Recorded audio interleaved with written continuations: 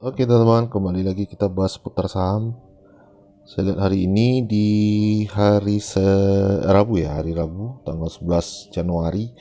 Ini market merah lagi ya, 0,5%. Ini penurunan yang cukup dalam ya teman ya. Beberapa waktu ini selalu terkoreksi ya. Ini sudah di level supportnya juga ya, malah sudah menembus level support juga saya lihat ini.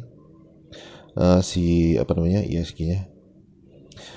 Uh, Bagaimana kondisi seperti ini yang harus kita lakukan ya. Kembali lagi buat teman-teman yang trader ya, yang trading khususnya, saya selalu menyarankan untuk teman-teman disiplin untuk mengamankan asetnya ya. Saya tidak mau menggunakan istilah disiplin cut loss, nanti disalahartikan, tapi teman-teman wajib disiplin untuk mengamankan asetnya. Kenapa ya? Di saat market seperti ini teman-teman ya, kita ambil contoh di Goto misalkan ya, di Goto. Waktu itu ada teman saya beli Goto ini, teman-teman, waktu itu di harga 218 ya. Di sini tidak sampai 218 ya. Waktu itu saya menyarankan untuk cut loss karena dia sudah sudah loss itu sekitar 7 atau 8 juta ya, saya lupa ya. Dia masih berharap saham itu akan naik ya. Tapi saya saya yakinkan dia untuk segera cut loss saja ya, dan masih bisa menyisakan uangnya itu sekitar 20 atau 25 juta, saya lupa waktu itu. Dan itu masih bisa diselamatkan ya, ketimbang kalau dia tahan sampai sekarang harganya sampai ke 95 ini ya, tentu saja sudah makin dalam ya lossnya. Jadi di saat teman-teman menggunakan pola anti cut loss ketika trading ya, itu kalau teman-teman tahu sahamnya ya, tahu fundamental sahamnya bagus, itu tidak masalah. Yang sering terjadi itu kan, kita kalau trader ini entry itu kan bukan berdasarkan fundamental teman ya.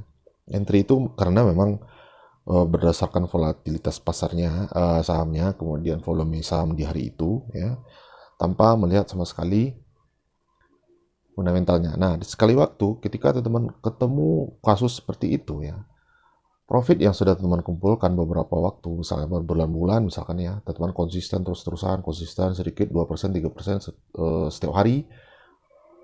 Pas ketika teman ketemu kasus seperti ini, semua profit yang teman kumpulkan dengan susah payah itu akan langsung lenyap seketika teman. Nah, disinilah bahayanya kalau teman tidak menggunakan prinsip disiplin mengamankan aset itu ya.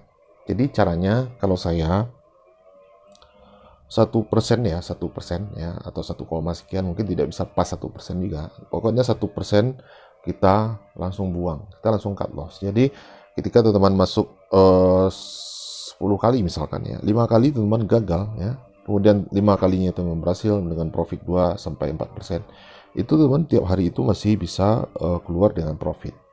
Jadi seperti itu. Jadi masih banyak yang bertanya ya, sebaiknya saya menggunakan apa? Apakah saya harus cut loss atau menunggu saja? Ya terserah sih. Kalau saya karena tidak mempunyai modal yang berlapis ya.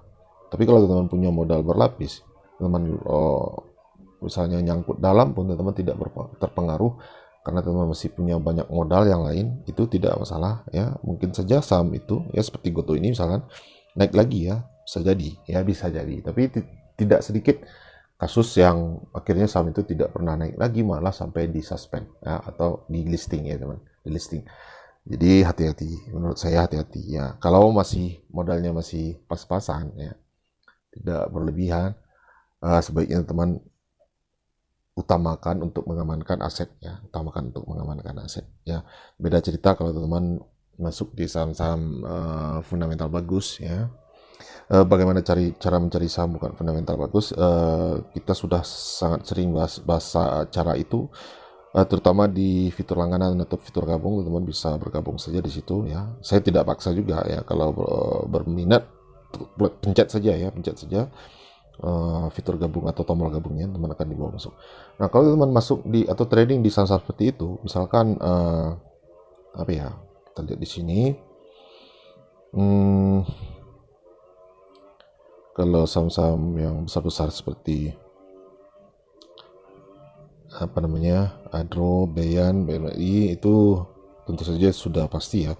Kan biasanya kita para trader ini mencari saham harga yang murah-murah ya, 500 ke bawah rata-rata. Misalkan PBRX ya, atau Demas lah, Demas. Coba saya lihat dulu Demas. Nah, Demas ini turun juga teman-teman ya. Tapi kalau teman-teman tahu Demas ini ya, kita lihat fundamentalnya.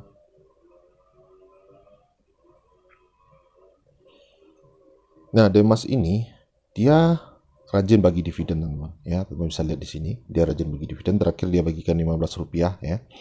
Rp15 itu sekitar 71,4% ya. Kalau teman-teman serok di harga sekarang misalkan ya 15.158 ya.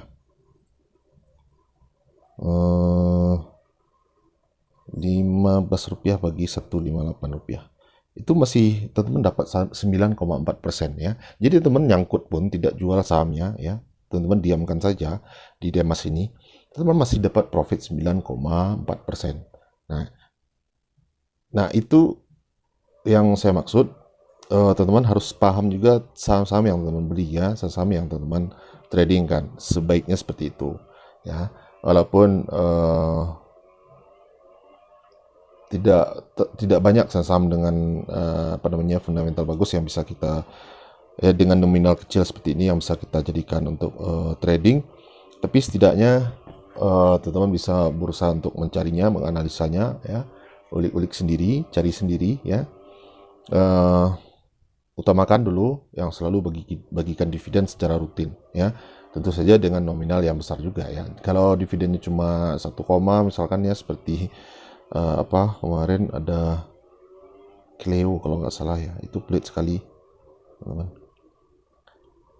Ini perusahaannya bagus tapi dia bagi dividennya pelit. Nah, Rp1 saja, Rp2,5, Rp2,5 dengan yield 0,77%, itu kan percuma juga teman-teman ya, percuma juga karena dividennya sangat kecil.